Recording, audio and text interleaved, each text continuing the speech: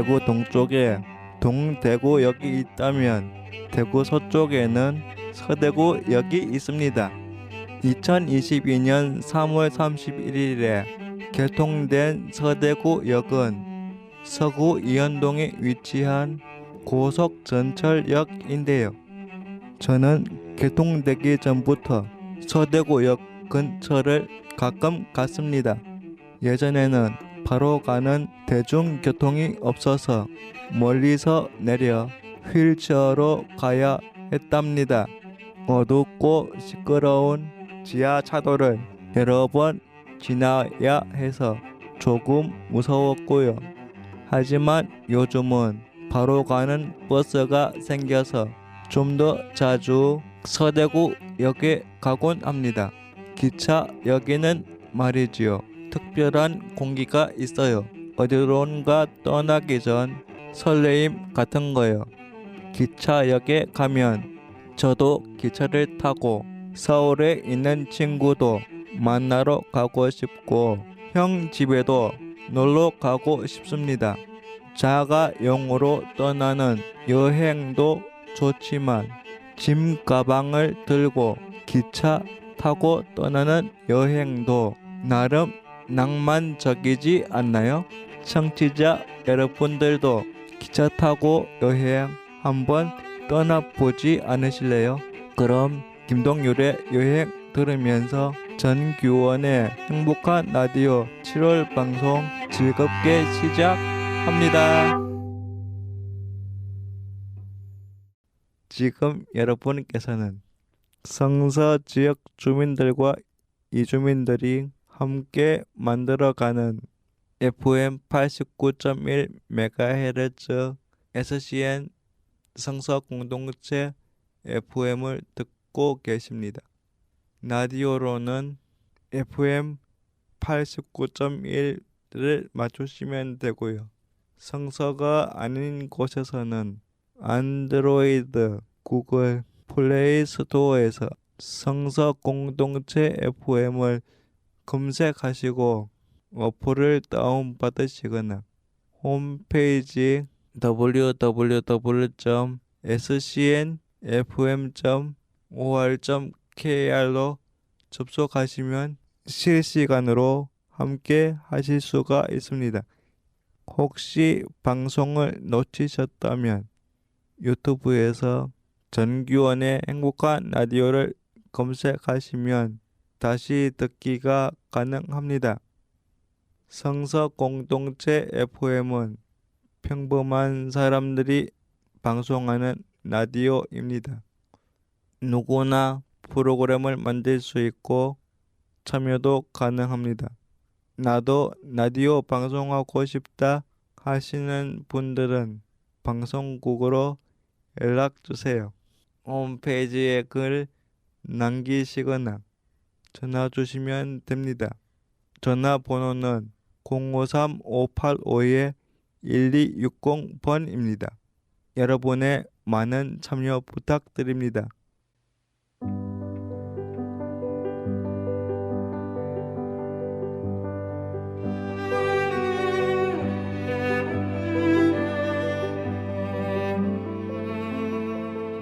오늘 행복 생각에서는 안동 나들이 간 것 이야기 해드릴게요. 6월 셋째 주에 상록내상마비 복지관에서 동행 나들이로 안동을 다녀왔어요. 복지관에서 준비한 미니버스를 타고 갔는데요. 휠체어를 탄 사람이 6명, 활동 지원사와 선생님 모두 15명이 타서 버스가 꽉 찼지요. 하지만 함께하는 여행은 오랜만이라 참 즐거웠습니다. 안동에 도착해서 제일 먼저 간 곳은 찜닭과 고등어를 파는 식당이었는데요. 나들이를 가기 이틀 전부터 입천장이 아파서 저는 당면과 부드러운 채소를 주로 먹었어요. 활동 지원사님이 찜닭이랑 고등어 구이도 먹어보라고 뼈를 발라주셨는데 참 맛있었습니다. 안동 찜닭과 안동 간 고등어가 왜 유명한지 알겠더라고요. 식사 후 미니버스를 타고 화해마을로 이동했습니다. 마을 입구 지도 구조물 앞에서 문화해설사 선생님의 말을 듣고 마을을 직접 돌아다니며 안내도 받았어요. 하회 마을은 류씨 집성촌인데요. 마을을 지나다 보면 대문 위에 얹어 놓은 가마니도 보이고 담에 난 조그마한 구멍도 보입니다. 여러분 어떤 용도인지 짐작이 가시나요? 가마니는 배고픈 사람들이 편하게 이용할 수 있도록, 조그마한 구멍은 한양으로 시험 보러 갈 때 돈이 필요한 사람들이 가져갈 수 있도록 노잣돈을 넣어둔 항아리가 있었다고 하네요. 돈을 많이 꺼내려고 주먹을 크게 쥐면 손이 걸려서 빠지지 않도록 한 것도 재미있었습니다. 마을을 구경하다가 탤런트 류시원의 아버지 유선우님의 명패가 걸린 집도 보고 하회 별신굿 탈놀이도 보았습니다. 공연이 너무 재미있어서 정말 많이 웃었는데요. 모두 함께 웃으며 공연을 보는 순간이 참 행복했습니다. 전규원의 행복생각이었습니다. 내가 만난 세상. 이 코너는 중증장애인 저 전규원의 외출 기록입니다. 제가 외출하면서 만난 사람들 이야기지요. 요즘 일기예보 많이들 확인하시죠? 우산을 가지고 나가야 하나? 오늘 최고 기온은 몇 도까지 오르나? 오늘 밤은 열대야인가? 등등 다른 계절보다 더 많이 일기예보에 민감한 여름입니다. 저 역시 외출을 즐기다 보니 일기예보 확인하는 습관이 있는데요. 그래서인지 날씨 예보와 관련된 일이 궁금하더라고요. 내가 만난 세상. 첫 번째 소개해 드릴 분은 날씨 예보에 관한 여러분들의 궁금증을 풀어주실 분입니다. 대구지방기상청 기후서비스과 최윤정 주무관님 한번 만나보시죠. 네, 안녕하세요. 저는 작년 3월부터 대구지방기상청 기후서비스과에서 근무하고 있는 최윤정 주무관입니다. 개인적으로는 지자체의 정책 수립에 과학적 근거 자료가 되는 기후변화 시나리오 지원과 기후자료 제공, 그리고 기후변화 및 탄소 중립 교육, 언론 인터뷰와 응대 등 홍보 업무를 주로 하고 있습니다. 날씨 예측을 어떻게 하시나요? 기상청에는 아소스라고 불리는 종간 기상 관측 장비가 전국적으로 총 69개소가 있고요. AWS라고 불리는 자동 기상 관측 장비가 총 533개소에 설치해서 운영을 하고 있는데요. 이 장비들은 기온, 풍향, 풍속, 강수량 등을 1분마다 관측하고 있습니다. 종간 기상 관측 장비는 지방청, 기상대 등에 설치되어서 기상현상 관측과 국제 전문을 통한 자료 공유 등의 관측 업무에 활용이 됩니다. 여기서 국제 전문이란 전 세계에서 생산한 기상 관측 자료를 약속된 규칙에 맞게 표현한 것을 말하는데요. 전문은 보통 숫자로 되어 있습니다. 자동 기상 관측 장비는 산악 지역이나 섬처럼 사람이 직접 관측하기 어려운 곳에 설치되어서 집중호우, 돌풍 등과 같은 국지적인 위험 기상 현상을 실시간으로 감시하는 데 활용하는 주로 재해 예방, 즉 방제가 그 목적입니다. 또한 지상 관측망을 통해서 매분 수집된 기상 관측 자료는 수치예보 모델의 초기 입력 자료로 유용하게 사용되고 있고, 지상, 항공, 해양 이렇게 관측된 자료는 슈퍼컴퓨터를 통해서 분석을 해서 예측에 필요한 요소들로 산출이 됩니다. 이렇게 산출된 자료가 예보관의 전문 지식하고 경험을 바탕으로 심층적인 분석을 통해서 최종적으로 예보로 생산하게 되는 것이죠. 그렇군요. 기상청에서는 이제 매일 3번 생산하는 기상예보 통보문이 있어요. 네. 그러면 이 통보문을 기상캐스터뿐만 아니라 지방자치단체, 지자체 방재 담당 공무원들하고 방송국에도 똑같이 전달이 되는데요. 이 기상청에서 전달받은 자료를 바탕으로 각 방송사마다 해당 기상캐스터가 방송을 준비해가지고 방송하는 것을 우리가 TV로 통해서 보게 되는 거거든요. 예. 이제 대부분의 국민들이 가장 크게 오해하고 있는 것 중에 하나가 기상캐스터가 기상청 직원인 줄 아는 거거든요. 예전에 그 김동완 통보관 그 아저씨 역량이 좀 있는 것 같기는 한데, 아무튼 기상캐스터는 기상청에서 발표된 예보하고 기상 정보를 전달해주는 방송국에 소속되거나 채용된 그런 사람들입니다. 기상청하고는 직접적인 연관이 없습니다. 전달자라고 보시면 됩니다. 우리나라 기상청에는 수도권, 부산, 광주, 전주, 강원, 대전, 청주, 대구, 제주 해서 이렇게 9개 지방 기상청하고 지청이 있는데요. 대구 지방 기상청은 우리나라에서 가장 넓은 지역인 대구, 경상북도, 그리고 바다 쪽으로는 동해 남부 해상, 이렇게 날씨 정보를 책임지고 있습니다. 이제 대구 같은 경우에는 1907년 대구 츠쿠소란 이름으로 처음에 기관이 창설이 됐었고, 1992년도에는 대구 기상대가 되었는데요. 다시 2015년에 대구 기상지청으로 승격을 하고 2019년에는 대구 지방 기상청으로 승격을 해서 오늘에 이르고 있습니다. 그래서 115년 동안 대구 경북 지역의 기상 업무를 담당하고 있습니다. 그래서 기상대가 기상청으로 승격이 좀 높아졌다고 보시면 됩니다. 네, 제가 조금 여기 오기 전에 우리 청 직원들한테 미리 좀 물어봤는데요. 힘든 점이라면 기상청이 전국 곳곳에 설치되어 있다 보니까 원치 않더라도 연고지가 아닌 근무지에서 생활을 해야 하는 경우가 많습니다. 그래서 뭐 주말 부부나 원거리 출퇴근으로 인해서 자신의 아이가 커가는 순간의 모습을 보지 못하거나, 아니면 이제 사랑하는 가족들과 헤어져 지내야 하고, 혹은 부모님이 아프실 때 직접 돌보지 못할 때, 이럴 때도 있고, 그래서 이제 직원들 얘기가 가끔 인간답게 살고 있지 않다 이렇게 느낄 때가 가장 힘들다고 하셨고요.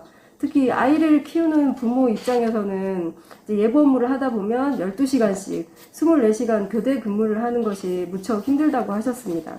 그럼에도 불구하고 동네 예보가 우리 국민들에게 많은 도움이 되고 농사짓는 분들에게도 많은 도움이 된다는 게 가장 보람된 일인 것 같다고도 하셨습니다.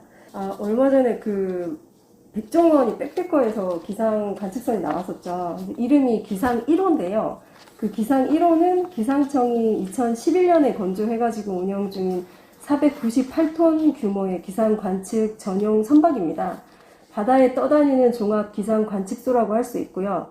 기상 1호는 다양한 장비를 탑재하고 있어서 수중 3km에서 고층 20km까지 해양, 대기 상태를 관측하고 있고요. 풍향, 풍속, 기온, 기압, 습도, 강수량, 시정, 미세먼지, 그리고 수온, 파랑, 염분 이런 자료들을 생산하고 있습니다. 그리고 이제 기상 1호의 대표적인 활동이라고 하면은 태풍 예상 진로상에서 앞서서 관측하는 선도 관측, 태풍이 오기 전에 그 앞에서 미리 관측을 해서 앞으로 어떻게 변할 것인지를 좀 알려주고, 그다음에 서해안 냉수대, 저염수 관측, 그다음에 이동식 해저 지진계 설치하는 그런 업무들을 기상 1호가 하고 있습니다. 기상 특보하고 예보하고 좀 다른 건가요? 기상 예보는 고정된 시간에, 아까 제가 하루에 3번 기상 캐스터한테 3번 전달한다고 했는데 통보문이, 기상 예보는 고정적으로 발표되는 시간이 정해져 있고, 기상 특보는 위험기상이 예상될 때 각각의 뭐 예를 들어서 건조주의보라든가 아니면은 호우주의보라든가 태풍주의보 이런 것들이 그 위험기상이 도래할 것으로 예상될 때 발표되는 정보가 기상특보라고 보시면 됩니다. 대구지방기상청에는 기획운영과, 예보과, 관측과, 기후서비스과 이렇게 총 4개의 부서가 있고요. 한 80여 명의 직원들이 근무를 하고 있습니다. 먼저 기획운영과는 대구지방기상청의 모든 예산과 지출, 인사, 성과, 보안, 국유재산, 물품관리, 홍보 업무를 총괄하고 있는 주무부서이고요. 예보과는 대구 경북 지역의 기상예보, 기상특보, 기상정보를 생산하고 통보하는 업무를 총괄하고 있습니다. 8명의 예보관이 2인 4개조로 24시간 실황 감시하고 예보 업무를 담당하고 있고요. 또 별도의 대외 소통 홍보팀이 있어서 언론이나 지자체 담당자들하고 수시로 소통하면서 생산된 예보와 특보가 빠르고 정확하게 전달되어 호우나 태풍 등 위험 기상으로부터 피해를 예방하고 지역민의 안전을 지키기 위해 불철주야 긴장의 끈을 놓지 않고 있습니다. 관측관은 날씨와 기상 현상을 실시간으로 관측하고 관측 장비와 관측값이 이상이 없이 정상적인지를 항상 주시하면서 대구 경북 지역과 동해 남부 해상에 설치된 약 210여 개의 기상 관측 장비를 안정적으로 유지 관리하는 총괄 부서가 되겠습니다. 또 이제 필요한 곳에 새로운 관측을 시작하기도 하는데요. 작년 2021년에는 대구 달성군 옥포하고 하빈에다가 자동 기상 관측 장비를 설치했고, 그리고 포항과 울릉도 사이 항로 선상에도 해양 기상 부위를 설치하기도 했습니다. 마지막으로 제가 일하고 있는 기후 서비스과는 다양한 기상 자료의 제공과 증명을 우리 국민과 기관에 발급해주고 있고요. 수문 기상과 기상 가뭄 정보, 월별 기후 평년 정보를 월 1회 홈페이지하고 페이스북을 통해서 제공하고 있는데요. 더불어 월과 계절이 끝나면은 지난달과 지난 계절의 기후가 어땠는지 분석해가지고 기후 분석 특성 자료도 제공을 하고 있습니다. 또 기후변화 이해 확산을 위한 교육과 홍보를 비롯한 대국민 기상 기후변화 및 탄소 중립 교육을 총괄하는 부서이기도 하고요. 특히 이제 기후 위기 대응을 위한 탄소 중립 녹색 성장 기본법이 제정됨에 따라서 대구 경북 지자체에서 정책을 수립하는 데 있어서 기후변화의 과학적 근거 자료를 제공하고 자문하는 일도 하고 있습니다. 끝으로 이제 지역 산업을 지원하기 위해서 기상융합 서비스 연구 용역 사업도 추진하고 있는데요. 지역민에게 기상 기후 과학에 대한 이해를 높이기 위해서 국립대구기상과학관도 운영하고 있습니다. 날씨가 빗나가면 기상청으로 전화가 많이 온다고 해요. 최선을 다해 실시간 관측과 분석을 하면서 기상청은 24시간 일기예보, 기상정보, 기상특보를 생산하고 있다는 걸 꼭 기억해 주시면 좋겠습니다. 저의 인터뷰가 기상청 업무를 이해하는데 조금이나마 도움이 되길 바랍니다. 그럼 최윤정 님이 신청하신 노래 보내드립니다. 패닉이 부릅니다. 태엽장치 돌고래. 내가 만난 세상은 제가 외출하면서 만난 사람들 이야기인데요. 매달 3분의 인터뷰를 하고 있지만 인터뷰는 하면 할수록 어려운 것 같습니다. 이번에 소개해 드릴 분을 보면 어쩌면 저렇게 어르신들과 스스럼 없이 이야기 나누며 즐기실 수가 있나 감탄만 하게 되는데요. 저는 이분만큼 경북 지역 마을을 많이 다녀본 분도 없다고 생각합니다. 누군지 궁금하시죠? 저는 TBC 대구방송에 싱싱고향별곡에 진행하고 있는 진행자 기용아재라고 합니다. 만나서 반갑습니다. 예, 제 이름은 한기웅입니다. TBC가 개국하면서 이 방송을 초창기에 시작하면서 지금 27년을 이렇게 방송을 하고 있습니다. 7, 8년 전에 이제 후배 PD분이 이제 아재로 하는 게 좋겠다. 그러면서 이제 아재라는 이 기용아재, 기용아재의 그리고 또 그 시절에 또 그 대한민국의 민영방송 교류 프로그램이라고 그 사투리 쇼가 있었습니다. 예. 이제 거기에 이제 대구 아재. 예, 그러면서 이제 아재란 이제 이렇게 명칭을 이제 쓰게 되었습니다. 그래서 이제 그러다 보니까 이제 싱싱고향별곡에서 이제 기용아재. 이제 그러다 보니까 이제 사실 아재란 말이 어떻게 보면은 참 친근한 말인데, 예, 그 친근한 그 말을 저한테 이렇게 쓸 수 있게끔 어떤 후배분이 그렇게 지어주셨네요. 그러다 보니까 또 지금 하고 있는 프로그램도 기용아재 그러다 보니까 이제 아재라는 걸 쓰고 있네요. 네. 이 방송은 지금 15년째 우리 경상북도의 골짜기 우리가 흔히 말하는 고향, 이 고향을 찾아가서 그 고향에 지금 계시는 부모님들 또 어르신들을 만나서 그 삶에 대한 그 개개인의 삶에 대한 이야기들을 듣는, 그리고 또 이렇게 계절이 변하는 거라든지 아니면 또 시대가 이 변해가잖아요. 그런 것처럼 고향도 이렇게 변해가고 있습니다. 예를 들어 말씀을 드리면은 고향에 지금 고향을 지키고 계시는 분들은 그곳이 고향인 분이 아니라 귀농을 하셨다든지 귀촌을 하셨다든지 뭐 그렇게 했던 분들이 지금 그 고향을 지켜가고 계세요. 원 고향에 계셨던 분들은 다 이제 연세가 많으셔서 이제 어르신들이 뭐 돌아가신 분들도 많이 계시고, 그런데 사실 그 고향이 어떤 특작물을 한다든지 쉽게 말해서 돈을 벌 수 있는 이 농작물이나 어떤 그런 농업 기반을 갖고 계시는 분들은 자제분들이 들어와서 그 농업을 이어가지만 그러하지 못한 고향에 계시는 분들은 사실 고향에 그 자제분들이 부모님 돌아가시게 되면은 찾아가질 않습니다. 이제 뭐 아니면 학교 이제 뭐 체육대회나 어릴 때 이제 어차피 옛날에는 국민학교죠.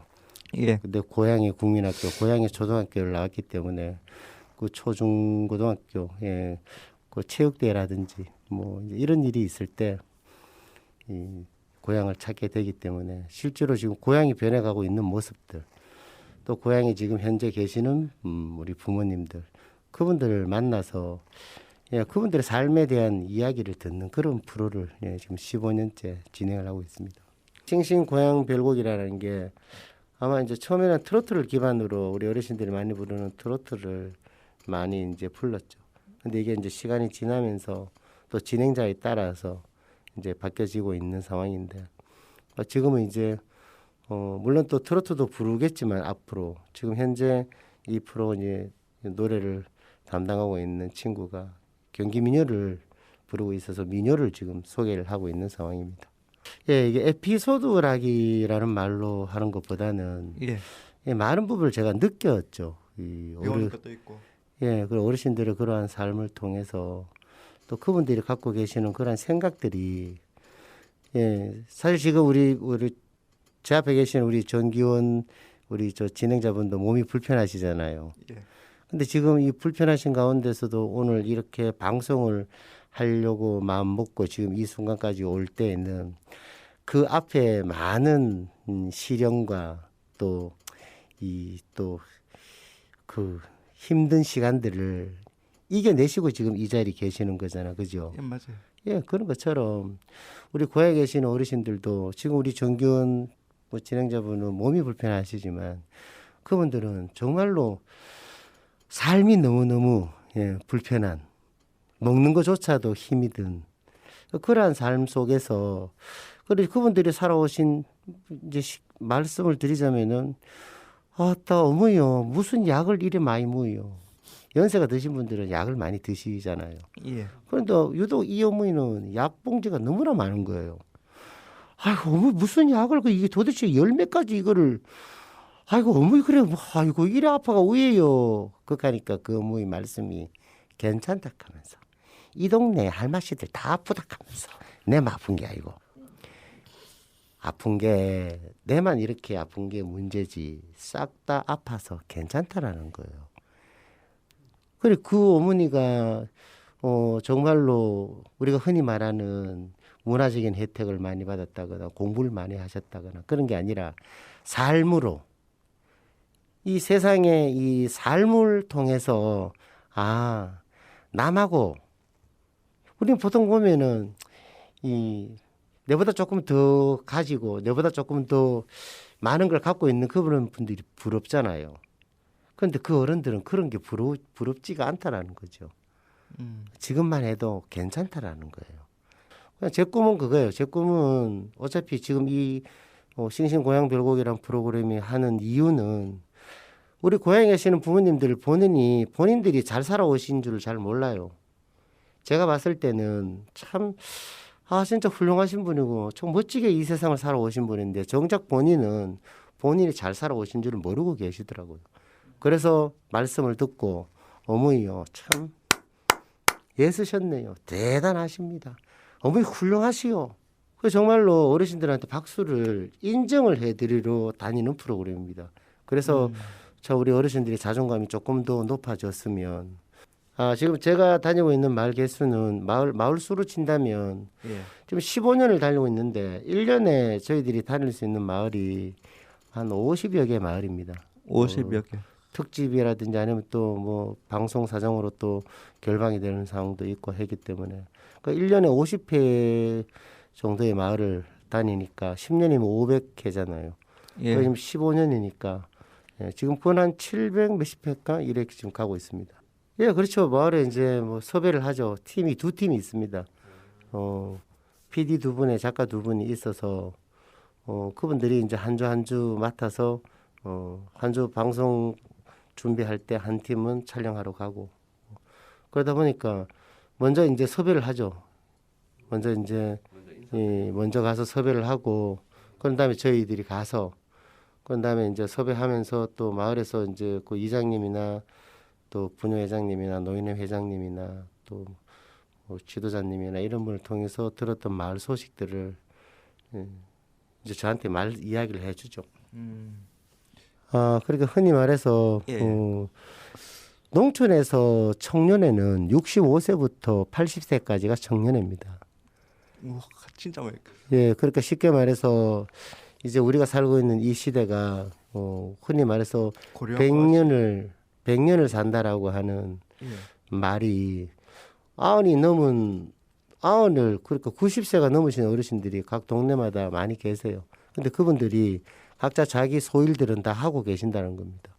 옛날에는 불과 한 10몇 년 전만 해도 제가 이 방송하러 다니다 보면은 정말로 그 여든 한 중반쯤 되시는 어르신들은 그냥 골방에 계셨거든요. 방에. 그렇지요. 근데 지금은 아주 70대 분들이 아주 일을 많이 하고 계세요. 네. 제가 지금 다니고 있는 아까도 말씀드렸지만 이제 800여 마을이 아직 안 됩니다. 그런데 제가 다니고 있는 그런 골짜기 면 단위의 읍입니다. 면 단위의 리로 가기 때문에 예. 그런 골짜기가 수천 개가 있습니다. 그러다 보니까 수천 개의 골짜기 중에 이제 3분의 1 정도 15년을 다녔는데도 3분의 1. 이제 3분의 1 정도 다녔다고 보면 되겠네요. 네. 그만큼 우리가 이렇게 다니다가 산을 보시거나 멀리 있는 산을 보게 될 경우에 그 산 밑에 골짜기 밑에는 사람이 살고 있다 보면 돼요. 네.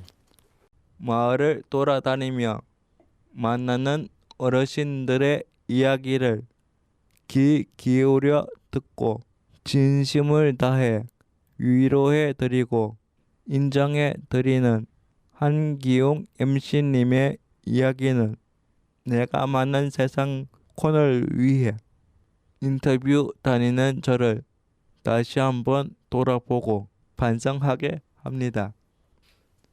사실 뭐 어르신들을 만나다 보니까 이 세상에 이 효자가 어떤 사람이 효자인 줄도 제가 이 어르신들을 만나면서 제가 느끼는 건데 이 세상에 효자 효녀들은 부모님을 앞서지 않는 자식들은 다 효자 효녀입니다. 그리고 물론 그 효녀 중에서 애를 많이 먹이는 효자가 있고요. 애를 조금 덜 먹이는 효자가 있습니다. 근데 완전히 효자가 되기는 어렵겠더라고요. 왜냐하면 부모님들이 걱정을 하고 계시기 때문에 걱정을 하고 있는 그 자제분이 아무리 잘한다 할지라도 부모님에게 걱정을 끼치기 때문에 그 자식은 효자가 되기 엄청 부모님한테 우리가 흔히 말하는 효자가 되기는 어렵겠더라고요. 정말 제가 이렇게 느끼는 것 중에 하나가 부모님하고 자식하고 부모님하고의 관계가 어디까지를 해야 되는지 서로 몰라요. 자식은 어디까지 해야 되는지를 몰라서 부모님은 또 어디까지 해야 되는지를 몰라서 서로 미안한 마음을 갖고 계시는 거예요. 그런 부분이 좀 마음이 좀 안 됐다는 생각, 제 생각으로. 15년간 내가 이 방송을 아마 지키려고 하지를 않습니다. 제가 지킬 게 없어요. 왜냐면은 지금만 해도 고맙거든요. 지금만 해도 고마운데 내가 이걸 더 하려고. 그래서 뭐 지킨다는 표현은 나라를 지키는 게 지키는 거지. 저는 이걸 그냥 합니다. 그냥 고맙게도 내가 할 수 있는 역할이 있어서 그냥 오늘도 하네요. 사람은 누구나가 매력이 다 있어요. 제가 지금 우리 정교원 씨랑 이야기해 보니까 이야기할수록 귀엽다는 생각이 들더라고요. 제가요? 시간이 지나면서. 그것처럼 사람이 갖고 있는 그 향기라는 게 시간이 지나니까 이렇게 느껴지는 것처럼, 예, 아마 그 향기가 변하지 않고 그 향기를 계속 낼 수만 있다면 그 향기는 좋은 향기가 아닐까. 멋진 향기라든지 이런 건 아니겠지만, 그래서 그냥 제가 그냥 고향 별곡의 기웅아재라는 그런 아재의 향기가 덜 변하도록 제가 하는 순간까지 지킨다면 그걸 지켜야 되겠죠. 그 향기를 지켜야 되는 거지. 이 프로그램 지키는 건 방송국이 하는 거고요. 우리가 이제 이렇게 어떤 문제가 발생이 되면은 그 문제를 그 현장에서 답을 빨리, 제가 하는 일이 습이 현장에서 답을 찾는 그런 일을 하고 있거든요. 예. 제가 이 배우처럼 대본이 있고 대사가 있고 상대 역할이 있으면은 뭔가 맞춰 가야 되는 거지만, 현장 속에서 가장 빠르게 이 현장에서 내가 해야 되는 역할들을 빨리 찾아야 되는 일을 하고 있는 사람이거든요.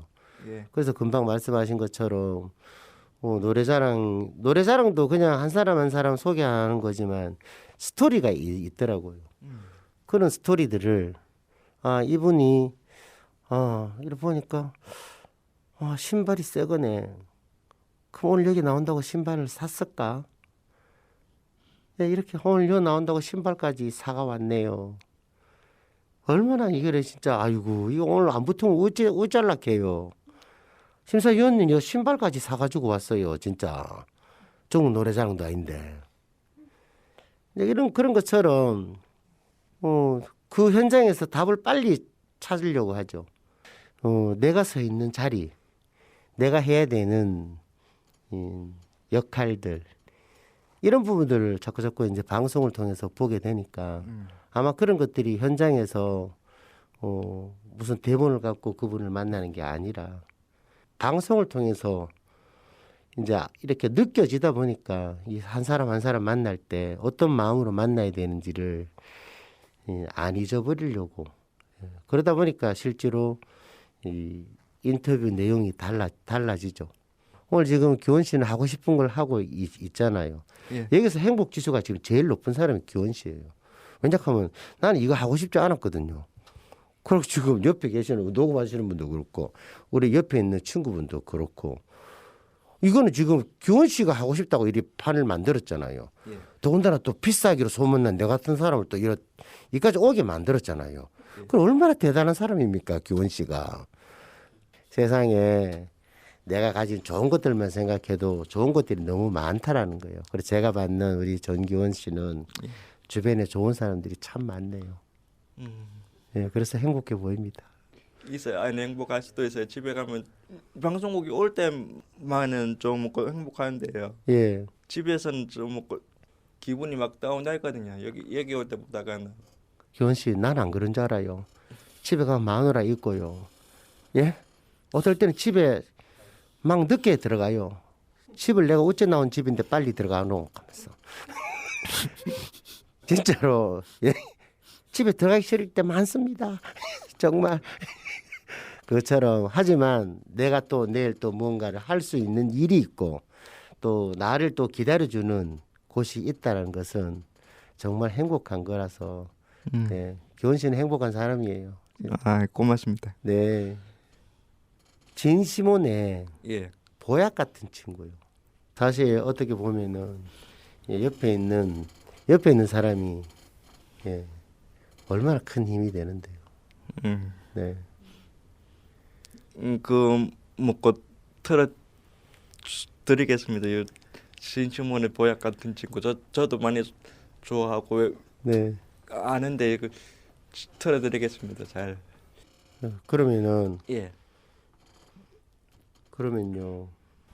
또. 시몬아. 예, 형님. 지금 저 보고 내가 저 성서 공동체 FM에 정규원 DJ 씨가 진행하는 행복한 라디오를 하고 있는데 그래 시몬 이 노래 보약 같은 친구 우리 정규원 씨 우리 정규원 이 방송인도 너무 좋아하는데 앞소절만 불러주면은 네가 갖고 있는 그 음악을 우리가 뒤에 이어서 보내줄게요. 저는 교원. 네, DJ가 진행하는 행복한 라디오. 예, 안녕하세요. 전교원의 행복한 라디오 애청자 여러분 반갑습니다. 네. 보약 같은 친구 진시몬입니다. 요즘처럼 더운 여름에는 보약 드셔야 됩니다. 맞습니다. 보약 같은 친구 아시죠? 네. 아침에 눈을 뜨면 제일 먼저 생각나는 자네는 좋은 친구야. 아, 귀여워. 시몬아 고맙다. 여러분, 나 네 걸로 그래 뒤에 뭐 디졸브 시켜놓을게. 네, 형님. 그래, 시몬아 고맙대. 고맙습니다. 예.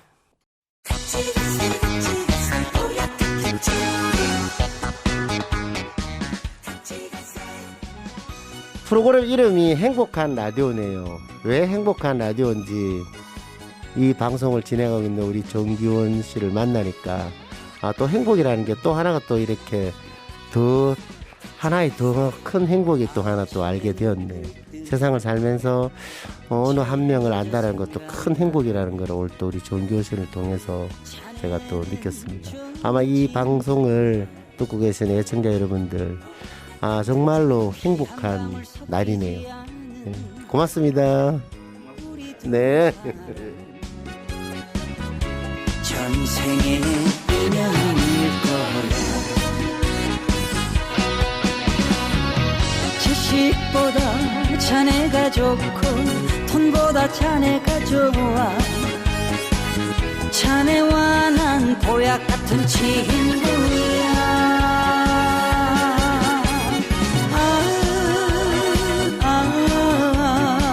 사는 날까지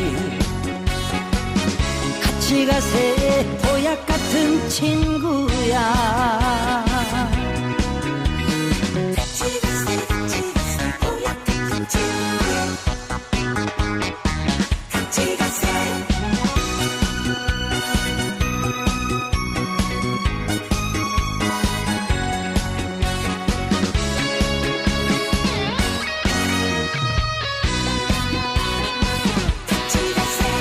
사랑도 해봤고 이별도 해봤지. 사는 거 별거 없더라. 언제 갈지 모르는 인생 우리 둘이서 웃으며 살아가보자. 지식보다 자네가 좋고 돈보다 자네가 좋아. 자네와 난 보약 같은 친구야.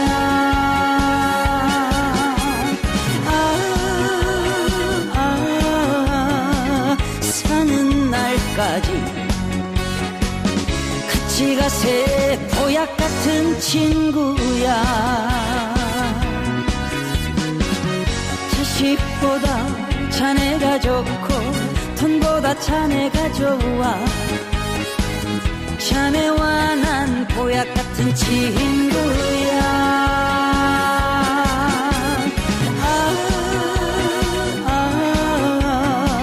사는 날까지 같이 같이 가세 보약 같은 친구야 같이 가세 보약 같은 친구야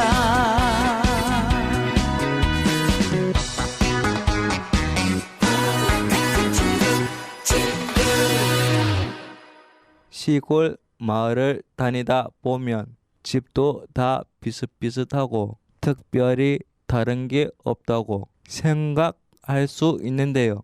집은 다 비슷하지만 거기에 사는 사람들이 다르고 그 사람들이 가지고 있는 이야기가 다르다는 말씀이 저는 마음에 남았습니다.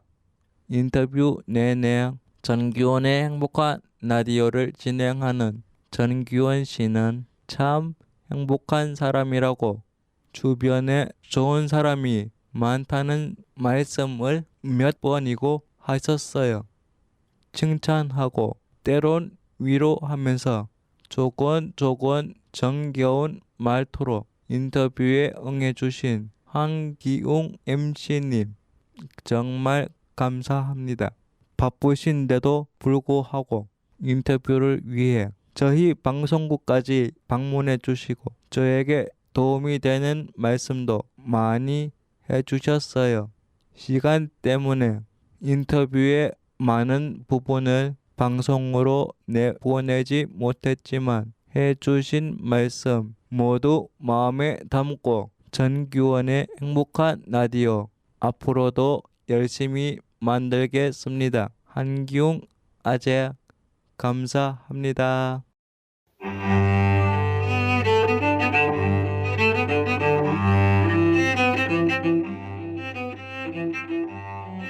이제 여름의 한가운데 들어선 것이 실감납니다.